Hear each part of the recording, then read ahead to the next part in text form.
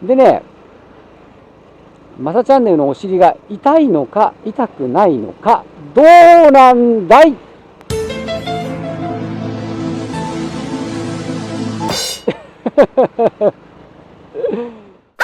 よ。痛いに決まってんだろこれ。これはもう痛いの確定っすよ。大問題が発生しております。給油キャップが閉められません。あ、いやいや、これはわかんねえわ。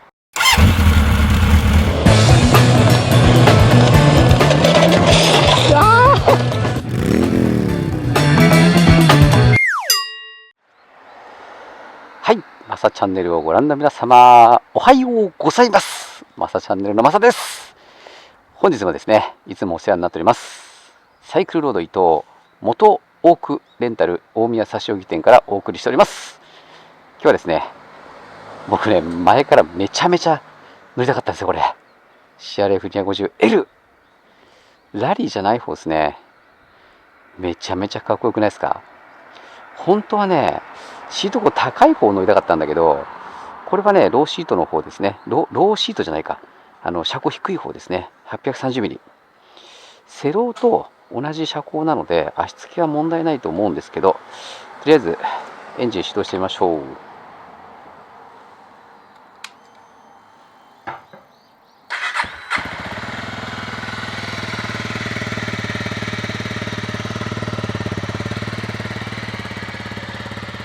いいですね。小気味良い短気筒の音。このね、エンジンはもうほんと名機で、レベルとかね、CL とか、でもほんと名機と言われるような、ね、素晴らしいエンジンで、実は3年前ぐらいに実は CRF 乗ってるんですけども、その時も素晴らしすぎて、ちょっとね、これを乗ってしまうと、セローが霞むよね。で、どうしてもまだセロー伝説っていうかね、なんかこの手のバイク、セローみたいなイメージがあると思うんですけど、これを乗ったら本当覆ると思うんですよね。そのくらい素晴らしいバイクだったんですけども、3年ぶりに乗ってどうでしょうか。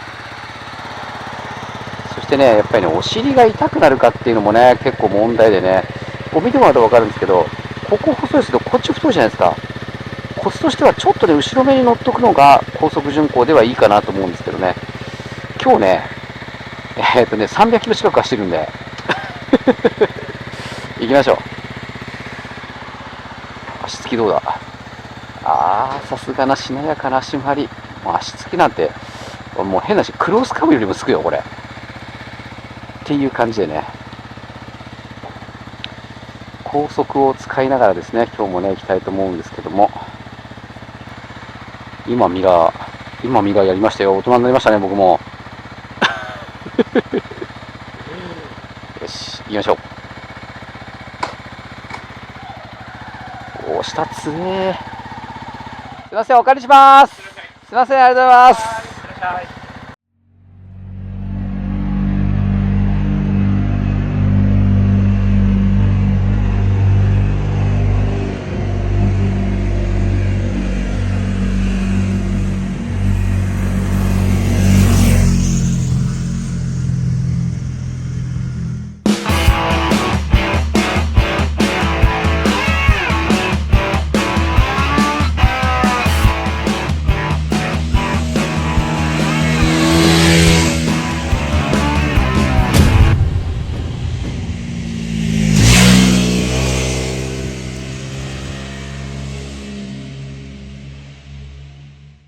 お借りいたします。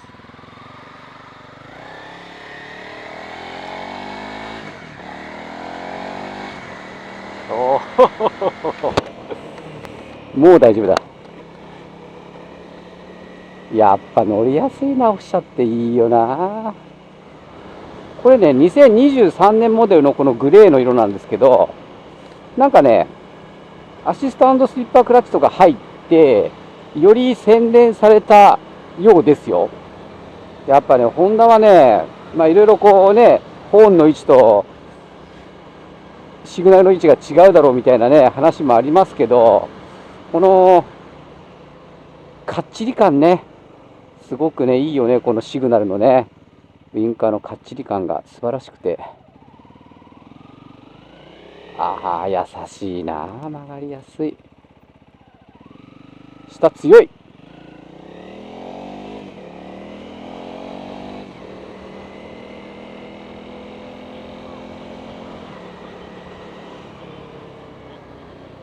非常にねコンパクトなんですよ。実は大柄に見えるんですけど、やっぱ背が高いからね大柄に見えるけど、非常にポジションとかコンパクトで、ハンドルの位置とかもねほんと近くてね、僕らみたいな小柄な人間としてはすごくね乗りやすいんですよね。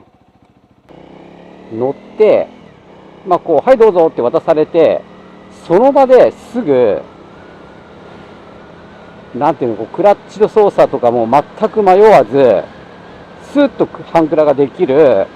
そして、お店出るときにちょっと右にこうクーッとこうね U ターンみたいな感じで出てくるんですけども、そこも何の躊躇もなく寝かせられる。もうねこの時点でファースト、もうまさしくファーストタッチじゃないですか。この時点で乗りやすい決定なんですよ。しかも重量がねちょっと増えてる気がしたのが、ちょっとあれかな、増えてないのかな、141キロなんですよね。で前回乗った時は同じ重量かな、もうちょっと軽かった気がするんだけどね。やっぱりキャタライザー、要するに排ガスがこれ一番最新の通ってるんで、ユーロ5を通ってるから、その分のその排ガス系のキャタライザー系のものとかが増えてる、重くなってるはずなので、基本は軽くなることはないと思うんですけど、そんなにこう重くなった感じもしないですかね。やっぱりね、これを乗った時って僕 WR155、それから CRF250、それからあとセローのファイナルエディションですね。これあとね KLX ね、これ全部乗らせてもらったんですけども、これが多分一番ね重量的には重かったと思うんですけど、全然感じないね。めちゃくちゃ軽い。で今こう単純に足つきチェックで、はい足このくらいつきますよって止まった状態でやったのと、今こう実際にこう信号待ちでこうパンって止まったのって、やっぱ足つきで若干違うんですよ。だけどそうだね、すごい感覚的な話ではなくて、乗ったことがある人なら分かるんだけども、クロスカブと同じぐらいの足つきだと思います。クロスカブとかハンターカブとかと同じぐらいの足つきかなという感じで、シートが細いじゃない。細いから片足でも両足でも足つきが変わらないんですよ。これがクロスカブとかハンターカブとかと違うところで、クロスカブハンターカブってすごい幅広シートなので、なんていうのかな、両足つくと結構つかなくて、片足だったらなんとかつくみたいな、結構つくみたいな感じ。これねスクーターも同じですね。だけど細いから両足ついても片足ついてもあんま変わらないんですね。ただクロスカブもそうだしハンターカブもそうだし、この CRF もそうなんですけど、軽いので片足ちょんちょんなのかなんだろうが全然問題ないと思いますよ。でシート高830のかつシートが沈むわけですよね。シートじゃなくてサスペンションが沈むわけですね。だから830っていう数字が高いなって思ってしまって、それで構えてしまうと良くないと思います。実際に700いくつのクロスカブと同じぐらいついてるわけだし、しかも幅広のシートで、クロスカブとかって実はシート高にしては足つきづらいんですよ。だけどそれよりもねついてるような感じがあるので、足つきに関してはこれで困っちゃうなっていうことは、全くないとは思います。もともとクラッチは軽いとは思いますけど、さらにねアシスト&スリッパクラッチが入ったということで、もうさらに軽いわけですよ。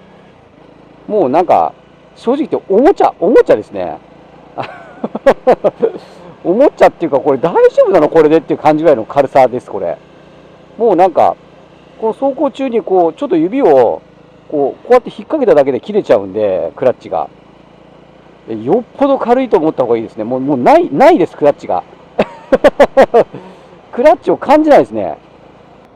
で今30キロ4速。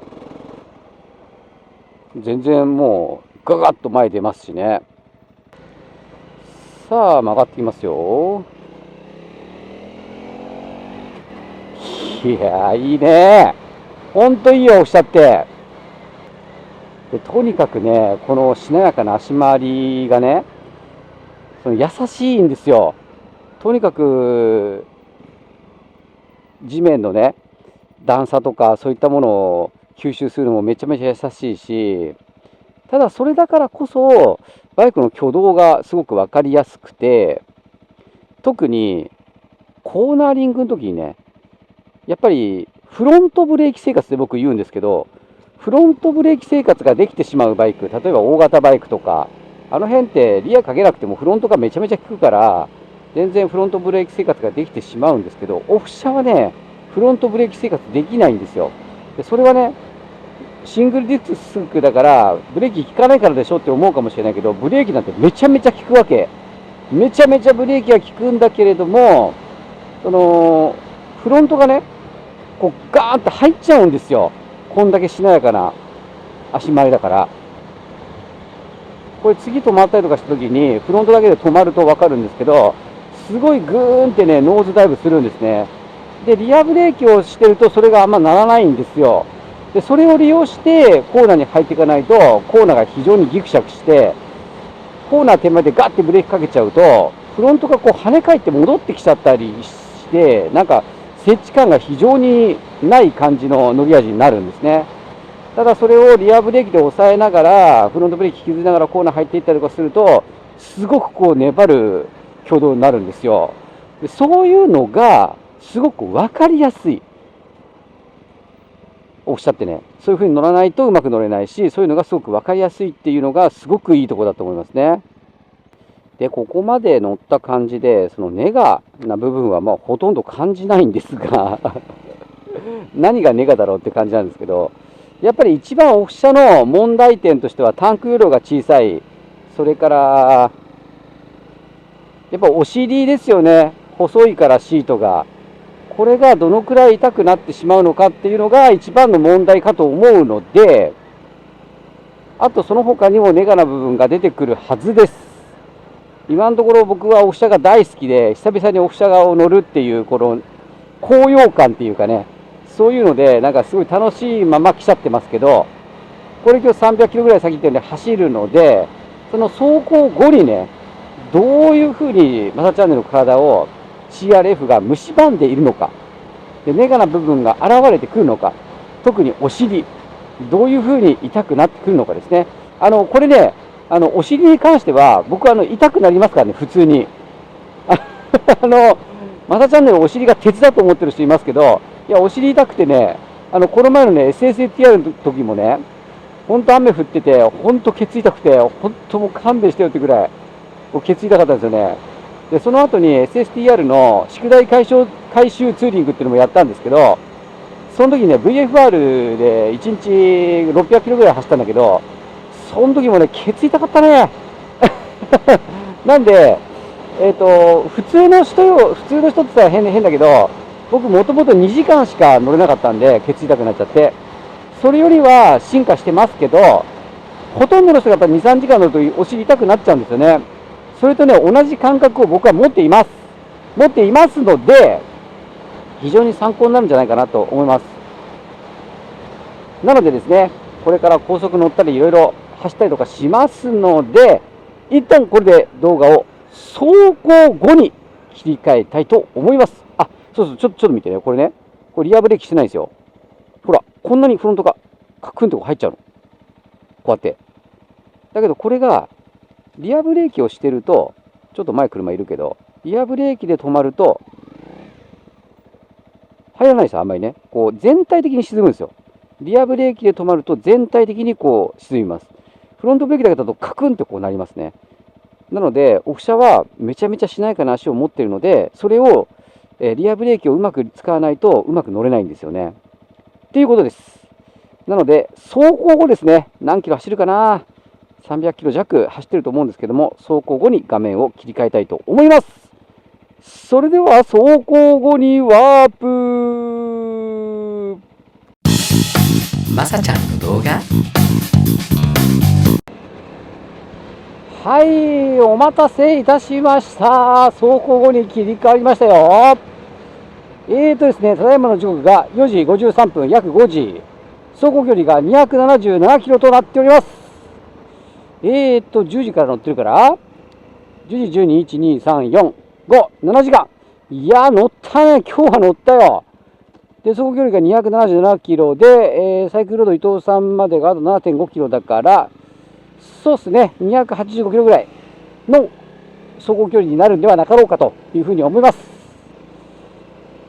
いやー、ネガが出たかどうかでしょどうこの距離走ってネガが出たかいうところなんですけど、270キロ走ってて、そうっすね、もうほとんど200キロぐらいは高速だと思うんですが、ネガは、まあ2つ、まあ1つか2つかっていう感じのところがまあ思い浮かんでおるというところでございますが、まずね、最初、これがちょっと問題になるんじゃないかなって思ってたところっていうのが、まあ、いくつかお伝えしたと思うんですけど、その中の一つなんですよ、結局は。で、それね、タンクですね、タンク容量が 7.8 リットルということになっていて、これはまあ300キロ近く走るとしたら、まあ、給油1回じゃ無理だなと。多分1回というか、まあ、返すときに給油するんですけど、それだけじゃ無理だなと。どこかで1回給油しなきゃいけないなっていうところではあったんですが、ちょっとね、どのくらいの感じで減っていくのかっていうのもちょっと分かってなくて、燃費もまあ30ぐらいは走るだろうなとは思っていたけれども、実際どのくらい走るなのかっていうのもちょっとよく分かんない状況で手探りの状態だったんですよね。で結局、こっちから高速乗って赤城で、昭和インターで降りたんですけど、そこの昭和インターの先っていうのは本当に田舎でガソリンスタンドあるかどうか分かんないのよあるだろうとは思うんだけど、でちょっとね、そこでもう100キロ近く走っていたところで、もうね、タンクのこの表示が半分になったのよ。マジかと、100キロで半分かと思って、でそこで赤城山行ったりとか走ったりとかして空欠になったらほど嫌だなと思ったんで、そこでね、実は一回入れました。で入れて、それで赤城山走って帰ってきて、あと、5.1 キロでこれですなんですよ。だから、危ないよね。やっぱタンク容量っていうのはちょっと危ないかな。これラリーの方は 10リッターぐらいあるよね。やっぱちょっとそのくらい欲しいのと、まあ、アフターパーツでビッグタンクとか普通に出てると思うんだけどな、この辺のレベルになると。なので、ちょっと、ツーリングに行こうと思ったら 7.8 リットルっていうタンク容量はちょっと寂しいかなと。できればやっぱりラリーと同じぐらいの10リッターぐらいはやっぱり欲しいよねっていうネガがまず一つ。ただ、これはね、オフロード車っていうのはまあこういうもんなんですよ。オフロードとアメリカンっていうのはこういうもんなんで、まあ嫌だったらやっぱ自分でカスタムするしかないんだよね、やっぱね。でまあ同じ車体でね、ラリーっていうのがあるわけだから、それのパーツも流用できるでしょうし、まあ、ビッグタンクも社外パーツで出てるでしょうし、なんでまあそんなに改善しようと思ったら困らないことなので、はい、まあよしとしましょうか。ただちょっと怖いなという感じがいたします。そしてね、皆様が知りたがっていることですね。おしりちゃんですよ。おしりちゃん。マサチャンネルのこのこじりちゃんをですね、CRF250L さんはですね、どのように蝕んだのかということでございます。7時間乗ってます。マサチャンネルのお尻が痛いのか痛くないのか、どうなんだい。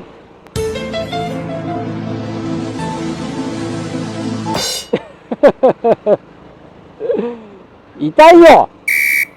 痛いに決まってんだろこれ。これはもう痛いの確定っすよ。これはね、しょうがないっちゃしょうがないですよ。やっぱオフ車のシートですからね。しょうがないっちゃしょうがないです。やっぱりこう逃がし方を知ってるかどうかなんですよね。だから多分僕は大丈夫です。痛いながらもういけちゃうとは思います。今ちょっと信号待ちなんであれなんだけど、こうさ、見たらわかると思うんだけど、ここが一番細いじゃん。オフ車ってこう前乗ったり後ろ乗ったりとかするから、ここでもここに乗ったりとかするのよ。で、一番素早いのいい場所ってこの辺なのね。上から見るとわかるかな、見えるかな、この辺りなんですよ。まだ細いじゃないですか。で、ここのタンデムのこのグリップっていうんですか、このベルトのここね。これ持つところぐらいまで下がると広いじゃないですか。で、ここにちょうどお尻の、尾てい骨部分ぐらいが当たるぐらい下がって乗ってあげると、確かに痛くなりづらいかなとは思います。で、ほぼほぼそういう感じで僕は乗ってるんですよ。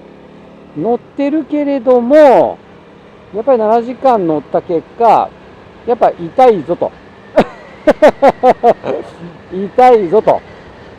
で、痛くなった場合、特に高速道路とか淡々とね、走るような、今日みたいなね、ツーリングをもしした場合にね、どうなるかということなんですよ。でね、その時はね、もうね、逃がすしかないんですね。で、どういうふうに逃がすかっていうと、もう、右ケツ。このね、細いシートのところの、右ケツの右側を乗っけてしばらく走って、左側を乗っけてしばらく走って、で、後ろの方を乗って走ってみたいな感じで、いろんなところを使うしかないです。それと、後ろにかなり下がると、ステップの位置がかなり前になるじゃないですか。それで、太ももの内側ね、太ももの内、あれやべ。太ももの内側でシートを押さえつけたりとかして、なるべくお尻を浮かしたり、で最終的にはもうちょっとこう、スタンディングみたいな感じにして、ちょっとお尻を浮かせたりとかして逃がすしかないですね。これはもうそういうもんです。なんとかなるでしょう。なんとかなると思うよ。はい、というわけでね、最後の給油をしていきたいと思います。これセルフじゃねえんだよな。どうも、ありがとうございます。どうも。ありがとうございます。マサチャンネルね、とにかくオフ車乗りたくてそんでね、今これ一択じゃないですか。で、このグレーがすげえかっこいいわけですよ。ホンダのレッドじゃなくて、このグレーが大好きなのね、俺。で、これだったら僕はラリーじゃなくてこれを買いますね、完全に。ラリーを買うんだったら僕は SX 買ってますね。V ストの。あっちを買ってます。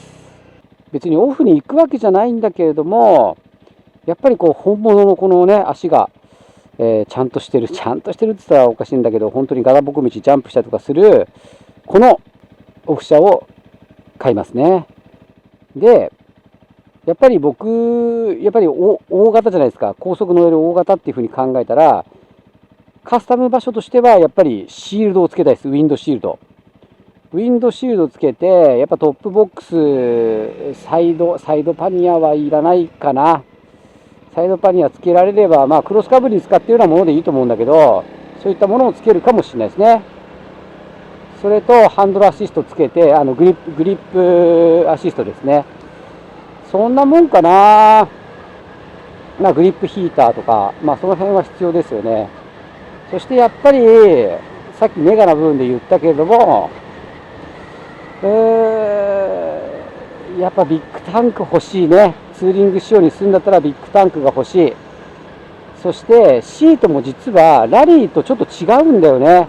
ラリーの方が手前から太いんですよ。これはね、前ね、CRF250 借りたのって、確かね、ドリームの富士見のかどっかで借りたんですね。で、隣にラリーがあったんですよ。で、写真撮ったんだけど、その時の写真は残ってません。なんで、でもね、ちょっとフロントのに近いところから太いんですよ。ただ全体が太いわけじゃないのね。だからこっちのもつくとは思うんだけど、多分変えてはあんま効果ないかな。だって後ろに座ったら同じことだから、多分あまり効果ないと思うから変えないでしょうね。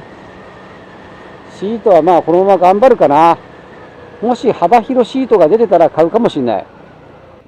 まあそのくらいのカスタムをして長距離仕様にするでしょうね。スプロケットなんかももうこのままで全然いいと思います。もう6速が素晴らしいギア比になってるし、高速の巡航ではめちゃくちゃ力を発揮しますよね。足つきもいいし、まあタイヤは減れば多分ロード用に変えちゃうとは思いますね。あとは本田さん、ぜひね、セローさん、ツーリングセロとか最終モデルとかもそうだったんですけど、リアがチューブレスだったじゃないですか。で、多分ね、こっちじゃなくてラリーの方だったら、多分オンロード行く人がほとんどオンロードだと思うので、ぜひね、リアをチューブレスにしてほしいな。そしてこっちも、こっちはガチでオフに行く人だと思うんですけど、だからチューブレスいらないとは思うんですけど、だけどやっぱりこうね、オプションで選べるようにしておいてもらえると非常にありがたいかな。パンクするのってほとんどリアなんですよ。フロントがパンクすることはほぼほぼないので、釘をね踏んだ場合の話なんですけど、フロントで巻き上げてリアに刺さるんですよ。だからリアだけチューブレスにしていただけるとね、セローさんみたいに非常にありがたいかなというふうに思いますので、ぜひ本田さんお願いします。なんかね、これ申し訳ない、ホンダには申し訳ないんですけど、本田さんもう一歩なんだよね。特に車。俺さ、N 版のマニュアルで4駆欲しかったんですけど、なんであれだけ VTEC じゃないんですか？あれ VTEC だったら俺普通に買ってるぜ。なんかね、ちょっと抜けてるんだよな。もう一歩っていうところをね、攻めていただきたいなと思うんですが、実はね、アフリカツインあるじゃん。アフリカツインのアドベンチャーワールドじゃなくて、アドベンチャーツバラだっけ、あれなんだっけ、あのアドベンチャーじゃなくて、通常の無印の方あるじゃないですか。あれが、去年まではチューブタイヤだったんだけど、チューブレスに変わって、でしかも、電サスじゃなかったんだけど、電サスになったんだよね。完璧なのよ、俺の中では、それが。今度乗るんで、それのね、レビューも見ていただけたらなと思うんですけど、まだちょっと先ですよ。で、かつ、本田さん、ぜひ、チューブレスを、リアだけでもいいんで、していただけるとね、非常にいいんじゃないかな。オフ車復権になるんじゃないかなと思いますけどね。こんだけ素晴らしいオフ車あるんだもん。みんなオフ車乗ろうよ。うん。ちゅうことで、CRF250 に関しては、この総評ファーストタッチっていう動画と、それから峠ですね、ワインディング、それから高速道路、それから足つき取り回しポジションチェックというね、4本構成となっております。それはですね、概要欄に貼り付けてありますので、ぜひご覧になってください。そうするとですね、CRF250 に関してはですね、ほぼほぼわかるんではないかなと思います。そしてですね、ここが大事です。マサチャンネルはこの動画だ、マサチャンネルはこの動画だけではございません。たくさん皆様のためになる動画アップしております。この後流れるチャンネル紹介動画をご覧になられて、チャンネル登録にご協力をお願いいたします。レンタル1台2万円、マサチャンネルの小遣い2万円でございます。昨年はですね、20台乗りました。レンタルで。非常に苦しい生活をしておりますので、ぜひですね、皆様のチャンネル登録、熱きグッドボタンをですね、よろしくお願いしたいと思っております。それでは、マサチャンネル、これにて、バイナリー大問題が発生しております。給油キャップが閉められません。どうなってんのこれ。